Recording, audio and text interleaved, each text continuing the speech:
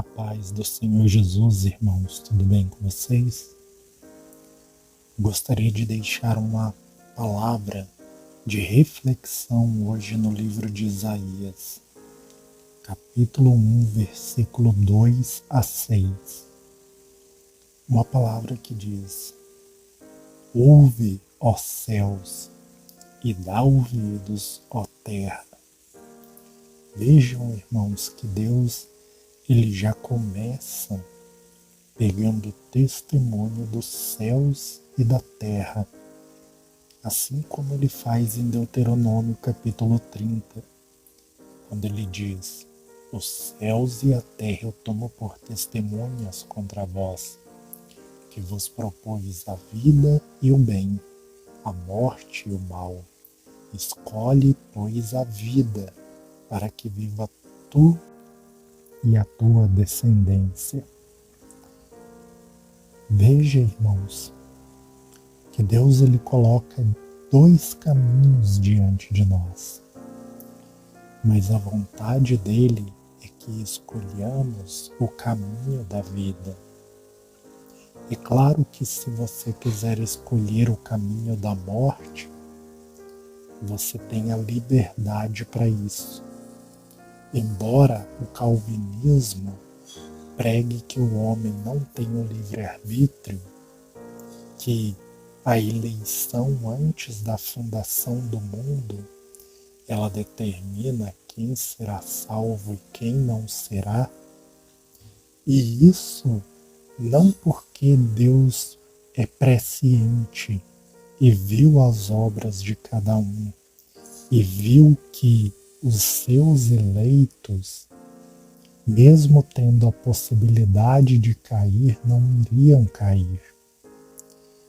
Mas eles colocam que Deus, sem nenhum critério, ele amou pessoas e ele odiou pessoas.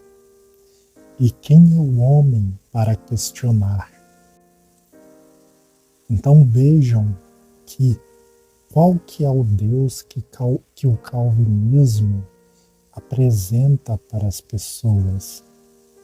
Um Deus injusto, que sem nenhum motivo ele odeia pessoas e as lança no inferno, simplesmente para mostrar a sua soberania. E ele não deu livre-arbítrio ao homem, porque senão todos os homens escolheriam a Satanás. Agora, irmãos, raciocinem um pouco. Isso é soberania? Deus tem que tirar o livre-arbítrio do homem, porque senão nem mesmo o sangue do seu filho é capaz de constranger o coração do homem ao arrependimento? Isso não é soberania. Isso é dar vitória a Satanás. Quando a terça parte dos anjos do céu, com o seu direito de escolha, eles escolheram Satanás, Deus não deixou de ser soberano. Quando Adão e Eva caíram no jardim do Éden, com o seu direito de escolha, Deus não deixou de ser soberano. E hoje, quando uma pessoa ela cai da graça de Deus, ela abandona o seu chamado, Deus não deixa de ser soberano por causa disso. O decreto de Deus com relação ao juízo está determinado, e o único jeito do julgamento ser justo é se o homem com o direito de escolha ele escolher a Deus ou escolher o diabo. Assim nós temos um julgamento justo. Agora, quando a pessoa ela não tem o direito de escolher, Então não existe um julgamento justo acerca disso. Então, Deus, por sua presciência, ele viu quem são os eleitos. Ele viu as obras de cada um. Porque em 1 Pedro, no capítulo 1, Pedro diz que nós somos eleitos pela presciência de Deus. Ele nos conheceu antes de todas as coisas. E ele sabe quem são os que vão perseverar até o fim e quem são aqueles que vão cair. Por isso que Deus, ele elegeu. Porém, Deus não fica de braço cruzado, esperando que tudo aconteça e só pensando: eu queria que isso fosse desse jeito ou aquilo fosse daquele jeito. Deus, ele estabelece reis e ele derruba reis. Porém, ele não tira o livre-arbítrio de ninguém. O dia do juízo foi estabelecido e ninguém muda. Porém, o seu chamado, você pode mudar o seu caminho. Se você quer o caminho da vida ou o caminho da morte. Essa escolha é sua e Deus lhe permite fazer. Porém, no dia do juízo, que está determinado e estabelecido, você responderá pela sua escolha. Então, faça a escolha correta, porque Deus, ele toma os céus e a terra por testemunha contra o seu povo, para que naquele dia ninguém possa dizer que o chamado não foi feito e que a pessoa não teve a oportunidade de conhecer a verdade, de andar na verdade. Deus, ele deu esse direito a cada um, e isso não anula a soberania dele. Pelo contrário, só confirma o quão soberano ele é. Então, continuando diz: porque o Senhor é quem fala, criei filhos e os engrandeci, mas eles estão revoltosos contra mim. O boi conhece o seu possuidor, e o jumento o dono da sua manjedoura, mas Israel não tem conhecimento. O meu povo não entende. Ai desta nação pecaminosa, povo carregado de iniquidade, raça de malignos, filhos corruptores, abandonaram o Senhor, blasfemaram do Santo de Israel, voltaram para trás. Por que haveis de ainda ser feridos, visto que continuais em rebeldia? Toda a cabeça está doente e todo o coração enfermo. Desde a planta do pé até a cabeça, não há nele coisa sã, senão feridas, contusões e chagas inflamadas, umas e outras, não espremidas, nem atadas, nem amolecidas com óleo. Irmãos, veja que Deus, ele denuncia como ele engrandeceu a Israel, engrandeceu os seus filhos, porém eles se tornaram revoltosos contra ele. Será que Deus não tinha intenção de salvar Israel? Será que Deus, ele não elegeu a Israel? No entanto, eles se tornaram revoltosos. Isso quer dizer que o propósito de Deus falhou? Não. A vontade de Deus foi contrariada, porque ele esperava filhos obedientes. Porém, eles se tornaram revoltosos, desobedientes e transgressores, filhos que transgridem a lei do Pai. Porque em 1 João capítulo 3, versículo 4 diz que o pecado é a transgressão da lei e que todo aquele que comete pecado transgride a lei. Então, irmãos, a palavra lei é a palavra instrução. E a instrução nós temos tanto na nova quanto na antiga aliança.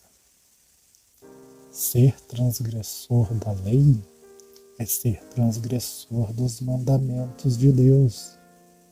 Não tem nada a ver com as práticas da antiga aliança de circuncisão, de festas, de sacrifícios, mas sim a ver com a obediência dos mandamentos, com a prática da palavra. Aquele que é rebelde e desobediente, essa pessoa, ela se torna transgressora da lei de Deus. O profeta Samuel, quando ele foi repreender Saul, ele disse a Saul que a rebeldia é como a feitiçaria e que a obstinação é como o pecado da idolatria. A obstinação, a arrogância, pensar ser alguma coisa, a teima do coração, é como a idolatria, e a rebeldia como o pecado da feitiçaria. Então, irmãos, Deus ele condena o pecado do seu povo, e ele diz que todo o corpo está doente, toda cabeça está doente, e todo o corpo está enfermo. Mas quando ele fala isso, ele não está falando propriamente de pessoas que estão enfrentando doenças, mas ele está falando da vida espiritual das pessoas, de como estão os sacerdotes e os mestres que guiam o povo, e por isso o povo anda da mesma maneira. Veja o que diz Oséias 4, do 6 ao 9. O meu povo está sendo destruído porque lhe falta o conhecimento. Porque tu, sacerdote, rejeitaste o conhecimento, também eu te rejeitarei, para que não seja sacerdote diante de mim, visto que te esqueceste da lei do teu Deus, também eu me esquecerei dos teus filhos. Quanto mais estes se multiplicaram, tanto mais contra mim pecaram. Eu mudarei a sua honra em vergonha. Alimentam-se do pecado do meu povo, e da maldade dele têm desejo ardente. Por isso, como é o povo, assim é o sacerdote. Castigá-lo-ei pelo seu procedimento, e lhe darei o pago da sua obra. Vejam, irmãos, os sacerdotes, que são o guia do povo, eles estavam destruindo o povo porque eles não estavam guardando o conhecimento de Deus. como em Malaquias 2, o Senhor disse, os sacerdotes estavam sendo parciais no aplicar da lei. O sacerdote ser parcial no aplicar da lei quer dizer que ele está aplicando a palavra de Deus, a lei de Deus, da forma que convém a ele, da forma como lhe é mais agradável, como lhe é mais conveniente. E isso nós conectamos com Oséias porque diz que os sacerdotes estão se alimentando do pecado do povo. Eles estão se alimentando do pecado do povo e da maldade do povo eles têm desejo ardente. Lembram o que Paulo disse, que nos últimos dias as pessoas estariam procurando mestres segundo o desejo do seu coração? Homens que iriam pregar palavras fictícias e fábulas, coisas agradáveis, e que o povo já não suportaria mais a sã doutrina? Em Isaías 30, nós vemos o povo falando aos profetas para não profetizarem a palavra do Senhor, mas para profetizarem coisas agradáveis. Tudo palavras que vão concordando umas com as outras.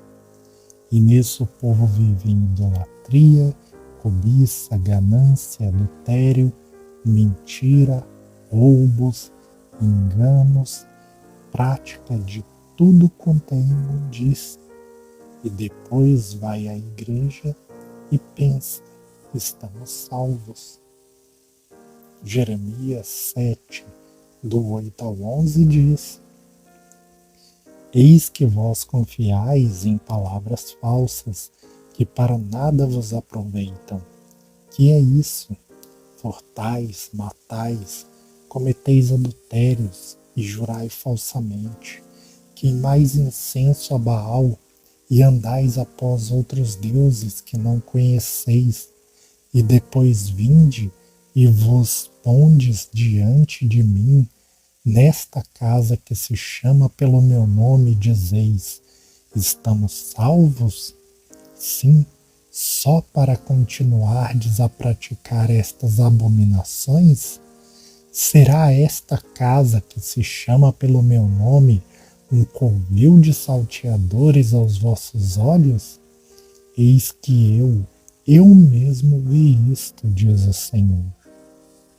Então, irmãos, o Senhor, Ele tem feito o chamado. E nesses últimos dias, nós vemos que o chamado do Senhor tem sido com mais frequência. Porque em breve chegará o tempo em que a pregação do Evangelho será proibida em todas as nações. Eu sei que tem pessoas que não acreditam nisso, mas em muitas nações a pregação do Evangelho já é proibida. Na Coreia do Norte, na Rússia, nos países árabes, a pregação do Evangelho é proibida. E já tem até mesmo igrejas que estão apoiando o fato de dizer que a Bíblia precisa ser atualizada por causa de palavras como a da criação, que Deus criou homem e mulher, macho e fêmea. E isso seria a acepção de pessoas nos últimos dias. Seria discurso de ódio, porque o mundo ele quer tornar natural a relação entre homem e mulher com mulher. E por causa dessas coisas, o Evangelho será censurado. Quem quiser pregar a salvação será censurado. Então, irmãos, aproveita enquanto é tempo, dá ouvidos à voz do Senhor, arrepende dos maus caminhos e entregue a sua vida ao Senhor Jesus Cristo, porque foi Ele quem na cruz do Calvário levou sobre si os seus pecados, fazendo propiciação pelos seus pecados, fazendo-se pecado para que você fosse feito justiça de Deus, fazendo-se maldito de Deus para que você fosse livre da maldição. Entregue os seus caminhos a Ele e faça a sua escolha, porque o Senhor Ele é grande em perdoar, mas no dia do juízo Ele também será o justo juiz que entregará a cada um de nós segundo as nossas obras e segundo as nossas escolhas. Que Deus abençoe a todos e fiquem todos na paz do Senhor Jesus Cristo.